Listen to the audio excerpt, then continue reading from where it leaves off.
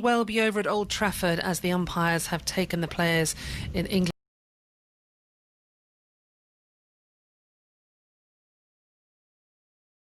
Well, the hover cover is just hovering close to the wicket, and it looks like that is going to be it for the day. 139 for 2 is the Pakistan score, having won the toss and opted to bat this morning. Babar Azam has looked absolutely terrific, as we know what a great player he is. He's on 69, Shan Masood on 46 at the close, although he had a couple of lives. Joss Buttler had the best day behind the stumps. Sitting alongside me is 5 Live and Test Match Specials, Isha Guha. I mean, it's been a frustrating day, Isha, hasn't it, because of the long rain delays, but we've seen one of the stars of world cricket today. Absolutely. Babar Azam, he played here a couple of years ago and actually scored a 50 against England at Lords, but certainly early on in his Test career kind of flattered to deceive, especially with the talent that he possesses. He averages over 50 in T20 cricket, number 1 batter in the world, brilliant in one-day cricket as well, excellent average, and just in the last few years he has dominated the Test arena. 4 Test centuries in his last 5 Test matches, coming to England. Everyone talks about this as like a final frontier of how you can perform in English conditions. He batted beautifully today, got himself in, gave himself the time. He was 2 off 40 deliveries, I think it was, and then just after lunch he played exceptionally, firstly against the seam bowlers, who looked a little bit weary actually.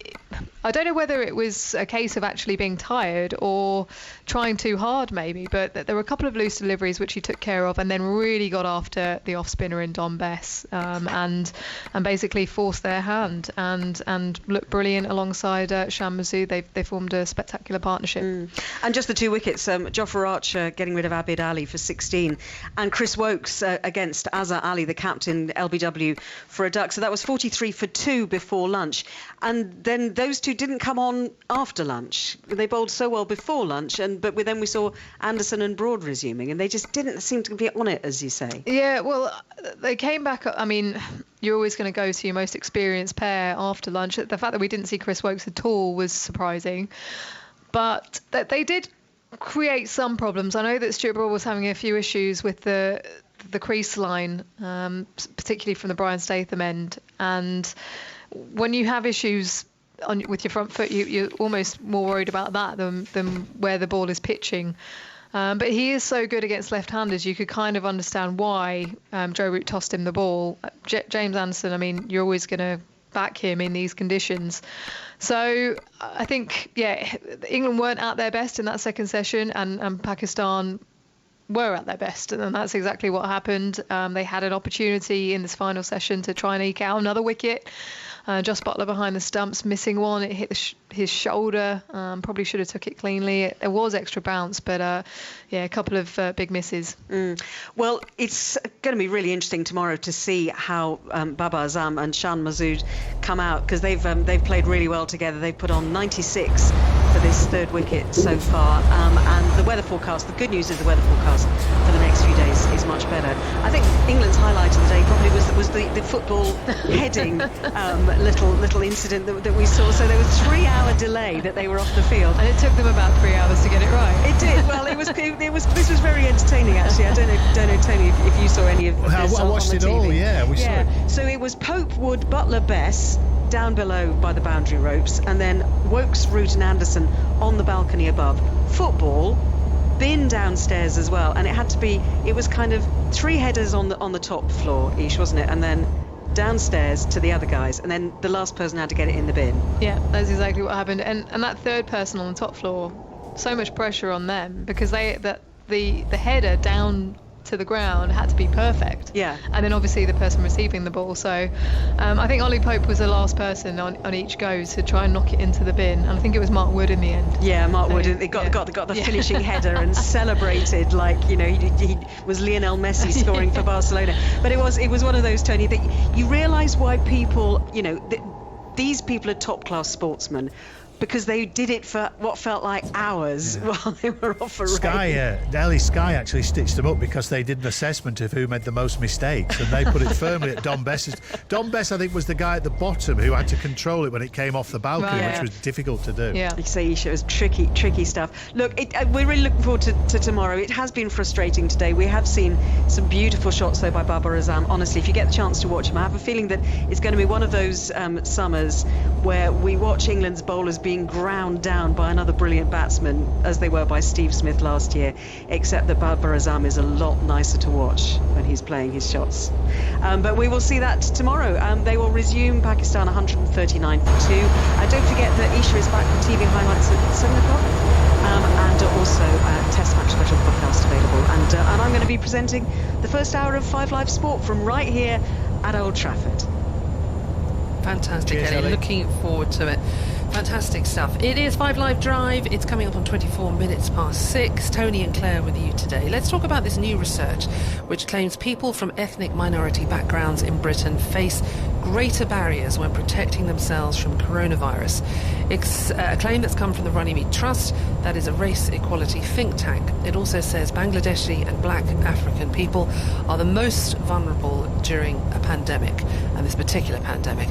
The interim director of the Trust is Dr. Zubaida Haque, and Zubaida joins us now. Welcome to the programme. Hello, Tony. Hello, Claire. How are you? Hi. Very well, thanks. Talk us through what you did, how many people you talked to. Well, we talked to over 2,500 adults in Great Britain, of which 750 were black and ethnic minority backgrounds. We worked with ICM, the polling company, to carry out this research. And what we found was that although we've all been facing the same storm during this pandemic, we're not in the same boat. And that was particularly the case for black and ethnic minority groups who weren't just only facing, if you like, a health crisis. We've known from public health data that they've been much more likely to be severely ill with COVID-19, as well as to die with COVID-19. But they've not only been facing that health crisis, they've also been facing an economic crisis. Okay, so this forces them into situations that makes them more vulnerable. Is that what you're saying? That they feel that they have to go to jobs that expose them to greater risk because they can't afford not to? Absolutely, Claire. What we found when we asked them questions about work, about travel, transport, about their homes, etc. Everything, really.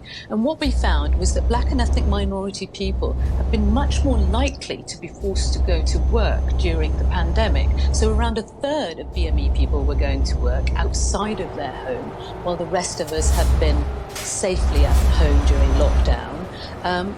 And that's partly because they're much more likely to be key workers. We know that approximately a third of black and ethnic minority people are key workers. It's higher for black African groups, higher for Bangladeshi women, which is why they've been more vulnerable.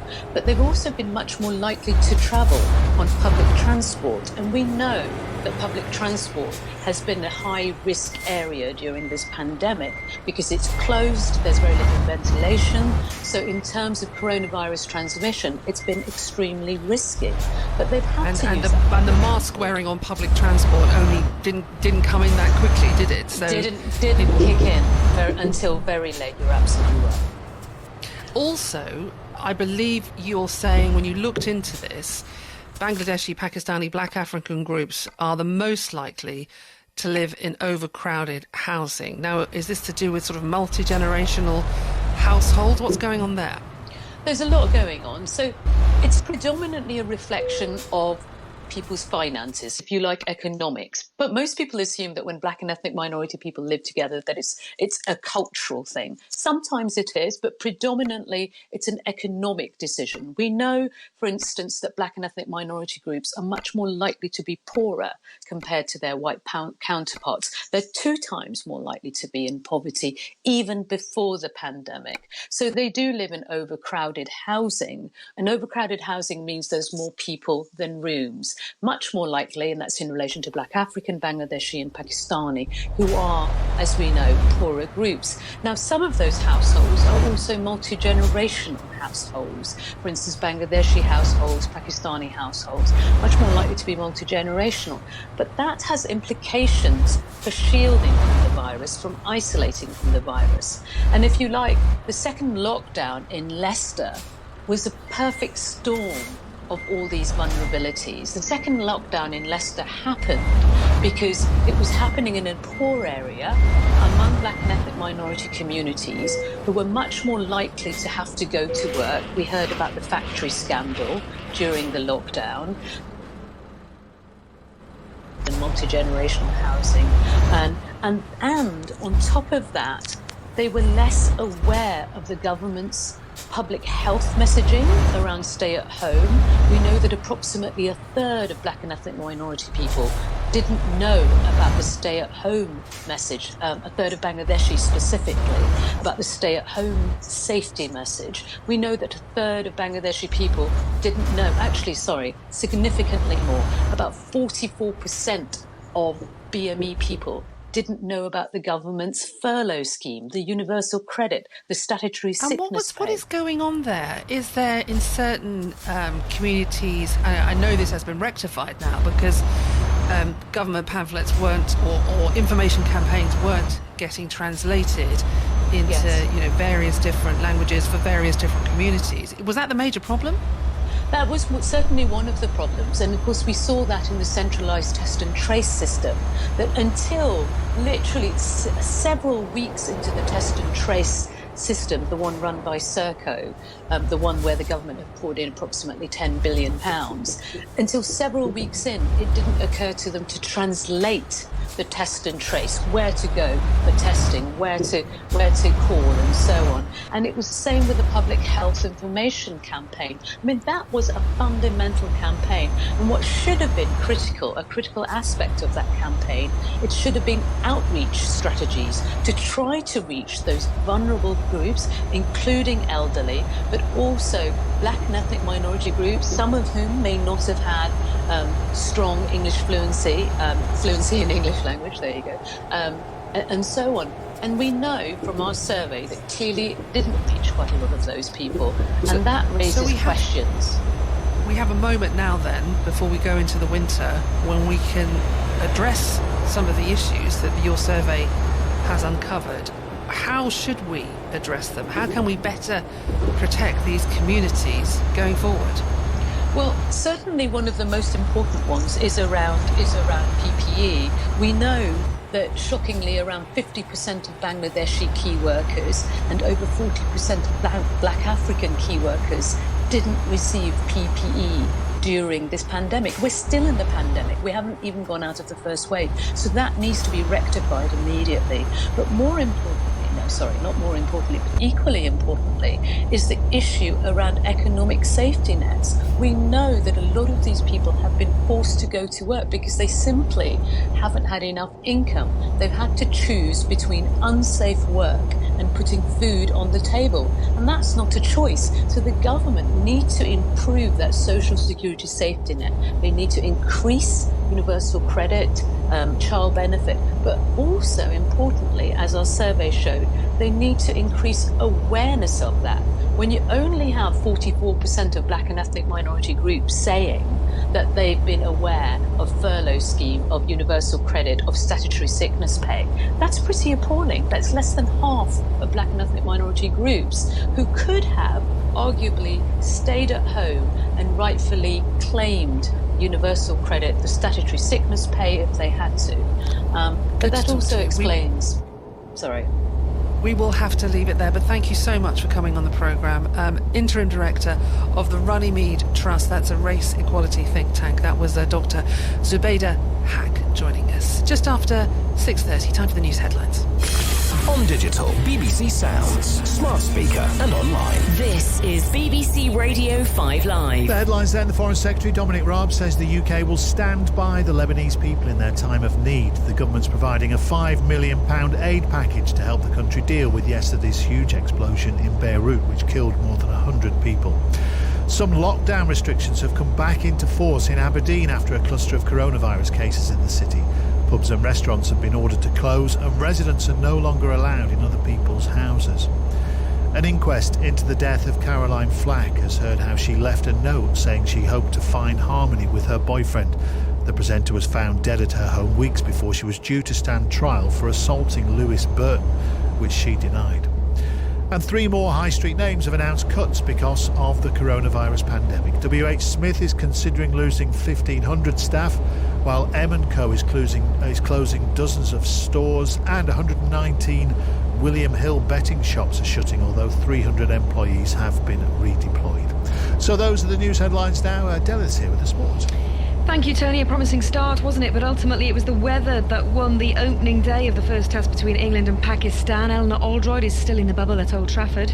Yes, under the floodlights, the covers are coming on here. 139 for 2 is the Pakistan score, and that's how they will resume tomorrow. And the bright spot in the day, really, the batting of Babar Azam, one of the best batsmen in world cricket in all formats of the game. He's made 69 so far in 100 balls, featuring 11 fours, and he just looks the part. Shan Masood at the other end is on 46 of 152 balls, so a patient innings from him. Best bowling spell of the day really for England in the period just before lunch, with Chris Woakes and Jofra Archer taking the only 2 wickets to fall. Abid Ali bowled by Archer through the gate for 16, and Azhar Ali, the captain, LBW to Woakes for a duck. But Masood and Babar Azam looking pretty well set there. We had a frustrating period, 3 hours without play, due to a combination of bad light, then rain, and then all the mopping up. And then when they came back out again, it was so dark that England couldn't actually bowl their faster bowlers. But we're looking forward to a better weather forecast over the next few days, and Pakistan will resume in the morning on 139 for 2. Thank you, Ellie. Ellie, back with you in 5 Live Sport from 7. The Wolves head coach Nuno Espirito Santo says player welfare is the most important thing after calling on the Premier League to give teams in European competition an extended break before beginning next season. We did report yesterday that in principle the Premier League had agreed teams should have 30 days off. I'm hopeful that the Premier League will look at that and allow teams that are involved a little bit more of time, mainly because of the players. After the pandemic, it was such a tight schedule, and we know that we're going to face a tight schedule next season, so they must be aware of the health of the players, so must take care of them. Fresh from their promotion back to the Premier League, Fulham winger Niskan Skibano has agreed a contract extension till the end of the 21-22 season. Brentford, though, could be set to lose their star striker Ollie Watkins after they failed to win promotion. BBC Sport understands a buyout clause was triggered after losing last night's Championship playoff final, and as our reporter Simon Stone explains, a number of clubs could be ready to meet the £18 million fee. Crystal Palace were among the first names to be mentioned with him. But there's also interest from Aston Villa, and that's interesting because the Aston Villa manager Dean Smith worked with Ollie Watkins at Brentford, so there is a link there. At the World Snooker Championship, 4-time champion John Higgins trails qualifier Kurt Mafflin by 5 frames to 3 after the opening session of their second round match. The 3-time champion Mark Williams begins his second round match against Stuart Bingham this evening. Williams had been considering retiring, but says he's realised how lucky he is to be playing snooker rather than doing 12-hour shifts down a coal mine like his father. I just remember you were crawling on your hands and knees to get to certain parts, and big machinery down here. I was surprised some of the machinery stuff down here, but what they done for that kind of work was unbelievable and scary. And I think he may have took me down here to realise if you keep going at snooker and you can make a living that way, it's a lot easier than going down the mines. And there'll be $53 million of prize money at this year's US Open, even though the event will go ahead behind closed doors. That's just $4 million less than last year. Both singles champions will take home at $3 million each. That's the latest from BBC Sport. This is BBC Radio 5 Live on digital, BBC Sounds, smart speaker and online. And in travel news, the M6 in Lancashire, and there's still a massive queue showing on the northbound side heading up to the M55 and the Broughton interchange. Junction 32 to Junction 33, 2 lanes are closed. The carriageway's down to 1 lane and it's taking an extra 20 minutes. It's where a trailer overturned. Also, the M42 looking slow. A lorry's having a tyre changed. It's on the northbound side at Junction 6 for Birmingham Airport and 1 lane closed for that. The M1 at Junction 24 at Nottingham South. The exit slip road taking you to the A453 is down to 1 lane apparently. That's for accident investigation work taking place. So the M1 northbound very heavy heading towards the East Midlands Airport turn. Then the M1 again at Junction 30 at Worksop near Sheffield. So northbound Junction 30 to Junction 31. There's a breakdown in one of the lanes. The M25 anti-clockwise heading towards the Dartford tunnels and 1 lane closed now for a broken down van. There are queues on the M2 in Kent on the westbound side. It's at Junction 5 for Sittingbourne. The accident's gone, but all lanes are open. It's just the queues left, but very busy. And then Argyll and Bute, the A83. This is the rest and be thankful route. So because of the heavy rainfall that we've had, multiple landslips as well, it means they've closed the road. Still a lot of debris on the road. It will take you a long way out of your way if that was part of your route. It'll take you onto the A82 and Tarbert and Inveranen as well. So quite a few routes, very busy indeed, and also it will take you a long way out. That's the problem with that one, really. Warner Merchant, 5 Live Travel. 5 Live Breakfast. Rescue workers in the Lebanese capital Beirut are still searching following a huge explosion which destroyed much of the area around the port. George Katani is the Secretary General of the Lebanese Red Cross. We have evacuated a lot of injuries and casualties, and the Red Cross opened the blood banks also to collect blood and to help the hospitals. In fact, this is the first time my experience as Secretary General, I realized how much this explosion is so exceptional and so big, a big disaster. 5 Live Breakfast. Back tomorrow from 6. 5 Live is digital. On digital, BBC Sounds, smart speaker and online. This is BBC Radio 5 Live. It's 5 Live Drive. Tony Livesey and Claire McDonald with you. Lovely to have your company. 20 minutes to 7. Now, have you ever wondered what travelling at 17,500 miles an hour feels like? And the vehicle you're in at the same time as travelling that speed, reaching 1,900 degrees Celsius. Well, those were the exact conditions SpaceX astronauts Bob Behnken and Doug Hurley faced during re-entry to the Earth's atmosphere in the Dragon capsule on Monday. We heard Bob Behnken earlier describing that part of the journey. Once we descended a little bit into the atmosphere, Dragon really, it came alive. It started to fire thrusters and keep us pointed in the appropriate direction. The atmosphere starts to make noise. You can hear that rumble outside the vehicle, and as the vehicle tries to control, you feel a little bit of that shimmy in your body, and our bodies were much better attuned to the environment, so we could feel those small rolls and pitches and yaws, and all those little motions were things that we picked up on inside the vehicle. I mean, what a ride. And somebody else who knows exactly what that ride feels like is Helen Sharman. She became the first British astronaut in 1991, and delighted to say she joins us now. Welcome to the programme. Thank you. Did hearing that description bring it all back? It's a really good description, actually, and of course he's only just experienced it, so it's so fresh in his mind. But yes, it's so you feel every movement of your spacecraft as though it's sort of almost like it's alive, because you're so used to not just being in it, but you understand it, and it really does feel as though it is almost animate, it's I think there are some subtle differences. So SpaceX has some control, I understand, as it comes back through the atmosphere, whereas my Soyuz craft really was just coming back in through its own, I'll call it ballistics, but there was some sort of lift through the atmosphere. But yes, it does move around a little bit, and you can hear that atmosphere. And it's a lumpy ride, because the atmosphere doesn't get thicker in a gradual way. It gets thicker in chunks. So sometimes you feel as though the deceleration is even more than the previous second had been. Yes, it's quite a ride. It's so interesting you say it's these kind of animalistic, it's almost like a living, breathing thing that you're riding in, and you get to know it so well, because he said coming back in, the roar of the outside as you come back into the atmosphere, it's like nothing you've heard. He said it sounded like an animal, the atmosphere bouncing off the capsule. Yes, I mean, I think you're coming back in really fast, of course. I mean, you said 17,500 miles per hour. That's our orbital velocity before we start to decelerate. But it's the atmosphere that slows us most. We have a rocket engine that slows us to start with, which brings us towards the atmosphere.